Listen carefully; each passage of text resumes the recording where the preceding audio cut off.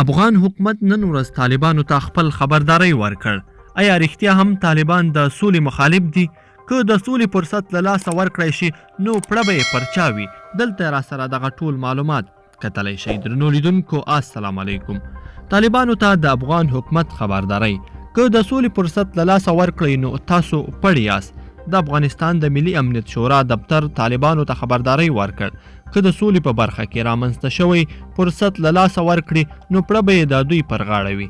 د افغانستان د ملي امنیت شورا دفتر ویاند خبرداری ورکوي که طالبان د سولې په برخه کې رامنځته شوی فرصت له لاسه ورکړي نو طالب به یې په هکله مسؤول وي. جاوید فیصل د شنبې په ورځ د یوې خبري ناستې پر مهال وویل دوی اندېښمن دي ځکه طالبانو تر بل وخت خپلو حملو او بریدونو ته شدت ورکړی دی.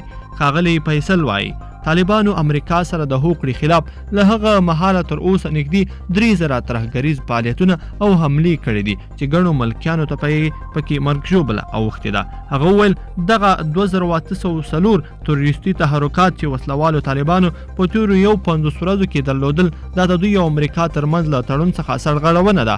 د دوی ټولو تحرکاتو ته چې د افغان ځواکونو له لوري ورته ځواب ویل شوی د طالبانو 2710 وسلوالو ته مرګ ژوبله اوښتې. موږ تل له دغې ډلې د اوربند غوښتنه کړې ده خو پرون یو ځل بیا د دوی له ادرس څخه منفي ځواب راکړل شو. ښاغلی فیصل دا هم وویل چې د ولسمشر د فرمان له مخې به 1500 طالب بندیان خوشي کیږي چې تر اوسه 550 له بند څخه خلاص شوي دي. جاوید فیصل وویل طالبان د افغان حکومت د تخنیکي کمیټې له لوري د دوی تخنیکي ټیم ته د بندیانو ورسپارل شوی لیست نه تطبیقوي او هغه کسان یې آزاد کړي چې په لیست کې نشته. خو طالبانو وړاندې ویلي د افغان حکومت سره د خپلو بندیانو لیست نشته او دوی ته معلوم نه دي چې څومره کسان یې له طالبانو سره دي. په قطر کې بیا د طالبانو د سیاسي دفتر ویاند سهیل شاهین تازه ازادي رادیو ته ویلي دي دوی تر اوسه 80 تنه حکومتي بندیان خوشي کړي او په راتلونکي هم د نورو بندیانو د خوشي کولو پلان لري. درنو لیدونکو په دې هیله چې دغه ویډیو به مو راسره تر پایه پورې کتلی وي. که مو ویډیو خوښه شوي ویډیو لایک کړئ